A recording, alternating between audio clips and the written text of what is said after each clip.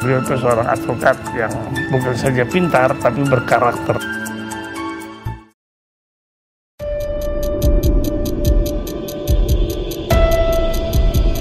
Yap Thiam Hien merupakan seorang keturunan Tionghoa.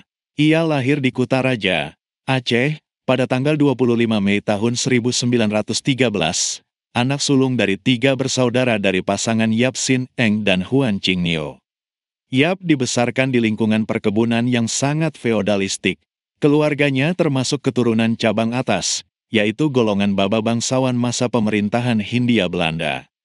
Kondisi lingkungan tersebut telah menempa pribadi cucu Kapten Yap Hun Han, sehingga membentuk pribadinya menjadi seorang yang membenci segala bentuk penindasan dan kesewenang-wenangan. Pada usia 9 tahun Ibunda Yap Thiam Hien meninggal dunia, kemudian ia dan kedua adiknya dibesarkan oleh Sato Nakashima, seorang perempuan Jepang. Bersama Sato, Yap diberi peranan besar dalam kehidupan dan memberikan kemesraan keluarga yang kelak menjiwai kehidupan Thiam Hien di masa dewasa. Setelah Yap Thiam Hien menempuh pendidikannya di Urupeselahe School atau ALS setara dengan sekolah dasar atau SD, Yap bersama adik dan ayahnya pindah ke Batavia atau Jakarta pada tahun 1920. Disinilah, Yap pindah sekolah Mulo Banda Aceh ke Mulo Batavia. Setamat dari Mulo, ia meneruskan sekolah ke AMS atau setingkat SMA di Yogyakarta tahun 1933. Kala itu, dunia sedang dilanda depresi ekonomi dan Yap tidak memperoleh pekerjaan. Akhirnya Yap pindah ke Batavia dan masuk ke Hollands Chinese Quiz School atau HCK di Mr. Cornelis. Setelah lulus dari HCK atau Sekolah Pendidikan Guru ini, ia memulai karirnya menjadi guru selama 4 tahun untuk membantu ayahnya membiayai kedua adiknya yang masih bersekolah. Yap menjadi guru di Wildenskolen, atau sekolah-sekolah yang tidak diakui pemerintah Belanda di beberapa kota mulai dari Christelijke School Batavia, Chinese Sending Hall Cirebon, Tionghoa Hue Kuan Hall hingga Chinese School di Rembang. Pada 1938, Yap yang pernah menjadi pencari langganan telepon, bekerja di kantor asuransi Jakarta dan di Balai Harta Peninggalan Departemen Kehakiman pada 1943, serta mendaftar di Restoges Hul atau Sekolah Tinggi Hukum di Batavia. Sejak muda, Yap sangat tertarik dengan sejarah dan menguasai bahasa Belanda, Inggris, Prancis, Jerman, dan bahasa Latin. Karena itulah, ia kerap berkeliling ke beberapa negara untuk menimba ilmu di bidang hukum. Pada 1946 Yap Thiam Hien belajar ilmu hukum di Universitas Leiden, Belanda, dan di negeri kincir angin ini Yap berkembang menjadi seorang sosialis demokrat melalui pergaulannya dengan banyak mahasiswa Indonesia yang terkait dengan Partai Van de Arbeid atau Partai Buruh di Italia. Sepulangnya ke tanah air, Yap pun mulai bekerja di gereja. Ia juga mulai berkiprah sebagai seorang pengacara di Jakarta. Belakangan ia bergabung dengan sebuah biro hukum kecil namun cukup terkemuka, dengan teman-temannya yang semuanya terlibat dalam masalah yang jauh lebih luas. Saat itu, bersama John Karwin, Mohtar Kusumaatmadja, dan Komar, Yap membuka kantor advokat pada 1950 di kawasan Gajah Mada, Jakarta Pusat. Kemudian pada tahun 1970 Yap mulai membuka kantor pengacara sendiri, dan mempelopori berdirinya Persatuan Advokat Indonesia atau Peradin, juga sebagai pimpinan asosiasi advokat itu. Nama Yap muncul ke permukaan setelah ia terlibat dalam perdebatan di Konstituante pada 1959. Ketika itu, sebagai seorang anggota DPR dan Konstituante keturunan Tionghoa, ia menolak kebijakan fraksinya yang mendapat tekanan dari pemerintah. Yap adalah satu-satunya anggota Konstituante yang menolak terhadap usul pemerintah untuk kembali ke Undang-Undang Dasar 1945. Yap beranggapan bahwa Undang-Undang Dasar sementara 1950 memberikan yang lebih baik daripada Undang-Undang Dasar 1945.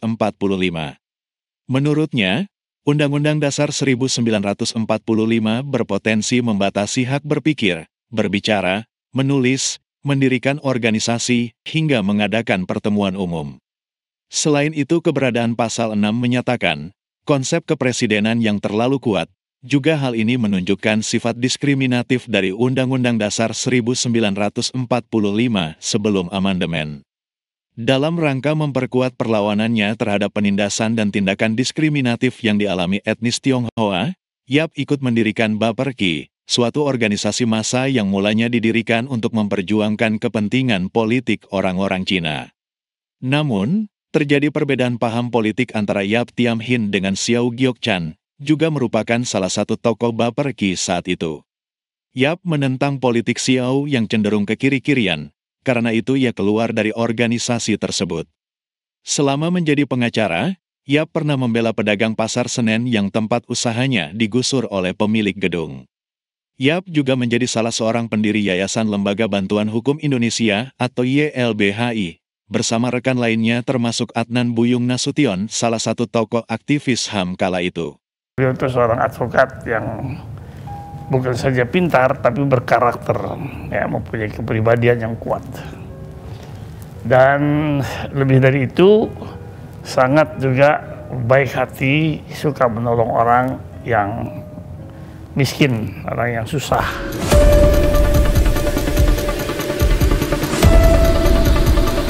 Pada era Bung Karno, Yap mengkritik pemerintah lewat tulisan artikelnya agar Presiden membebaskan sejumlah tahanan politik seperti Muhammad Natsir, Muhammad Rum, Mohtar Lubis, Subadio Sastro Satomo, Sutan Syahrir, dan Prince Sen. Tahanan politik tersebut diduga terlibat dalam gerakan PRRI, di mana mereka menuntut mengenai otonomi daerah dan desentralisasi terhadap pemerintah pusat yang cenderung sentralis. Begitu pula ketika terjadinya peristiwa G30S Yap yang dikenal sebagai pribadi yang anti-komunis, ia juga berani membela para terdakwa misalnya, ketika ia melakukan pembelaan terhadap Subandrio, Menteri Luar Negeri Kabinet Juanda yang diduga terlibat atas tuduhan penculikan pada insiden G30S PKI. Tindakan Yap atas pembelaannya terhadap Subandrio, ia menganggap bahwa kebenaran adalah tugas yang mutlak bagi seorang advokat. Yap juga mengetahui, sejak awal perkara tersebut adalah upaya rezim Orde Baru untuk menyingkirkan pengikut Soekarno melalui cara hukum. Namun, Subandrio tetap dijatuhi hukuman mati meski pada akhirnya hukuman diubah menjadi hukuman seumur hidup karena tidak terbukti atas tuduhan tersebut. Bukan hanya Subandrio, Yap juga menangani perkara Abdul Latif, Asep Suryawan, dan Oi Cutat. Yap bersama Prince Sen, Aisyah Amini, Dr. Halim, Wiratmo Sukito, dan Dr. Tambunan yang tergabung dalam Lembaga Pembela Hak Asasi Manusia atau LPHAM, yang mereka dirikan pada tanggal 29 April tahun 1966 dan sekaligus mewakili Amnesty Internasional di Indonesia menuntut agar pemerintah Orde Baru membebaskan semua tahanan politik PKI di Pulau Buru. Ia juga membuktikan nasionalisme tidak dapat dikaitkan dengan nama yang disandang seseorang. Ini dibuktikannya dengan tidak mengganti nama Cina yang ia sandang sampai akhir hayatnya. Yap juga dikenal sebagai tokoh yang anti korupsi. Ia bahkan sempat ditahan selama seminggu pada 1968 sebagai akibat kegigihannya menentang korupsi di lembaga pemerintah. Pada peristiwa Malari atau Malapetaka 15 Januari tahun 1974, Yap juga tampil teguh memposisikan diri sebagai pembela para aktivis mahasiswa, ia pun ditahan tanpa proses peradilan. Yap dianggap menghasut mahasiswa dalam melakukan demonstrasi besar-besaran. Begitu pula ketika terjadi peristiwa Tanjung Priuk pada 1984, Yap maju ke depan untuk membela para tersangka. Sosoknya yang sederhana, kiprahnya dalam menegakkan keadilan dan memperjuangkan hak asasi manusia atau HAM, dia, Yap Tiam-hin, masih eksis hingga saat ini. Namun, meski setiap perkara yang ia tangani nihil untuk dimenangkan, tapi kebenaran yang ia perjuangkan tetap harus diungkap. Tepat 35 tahun yang lalu, kini auman singa di lembaga peradilan itu yang biasa membela kebenaran dan keadilan, sudah tak terdengar lagi. Yap Tiam-hin meninggal dunia saat hendak pulang menghadiri acara konferensi internasional di Brussels, Belgia, pada tanggal 25 April tahun 1989. Itu terjadi di Belgia. Sedang kita mengadakan konferensi LSM, ya, tahunan antara YLBHI dengan NUFIP. Nah, Pak Yap datang dengan delegasi LBH bersama 10 orang. Rupanya dia sudah sakit. Tapi dia begitu keras hatinya. Dia bawa sendiri koper, dia angkat sendiri koper, tidak mau dibantu siapapun. Sampai di kamar ya sakit ya, hampir pingsan. Terus saya dipanggil sama istri saya, buru-buru kita sepakat bawa lari ke rumah sakit. Panggil ambulans terlambat, pakai petasi akhirnya. Saya yang pegang sama istri saya. Sampai di rumah sakit, langsung bawa ke UGD. Udah darurat ya, tempat dioperasi. Saya menunggu istri saya di luar, sama teman-teman lainnya, banyak lainnya. Belakangan dokter keluar mengatakan, sorry, tidak tertolong lagi. Ya, saya cuma satu dengar dari dokter, sebelum dia meninggal, dia sebentar panggil Buyung. Itu yang mengaruhkan. Saat meninggal pun mau dipanggil sahabatnya? Tapi saya nunggu di luar. Dan tidak sempat bicara lagi gitu ya? Jenazah kita bawa ke Belanda. Pernah di situ di Belgia, di tempat apa sih namanya itu, di rumah sakit ada tempat jenazah. Di situ kita upacarakan dan kita kirim ke Indonesia.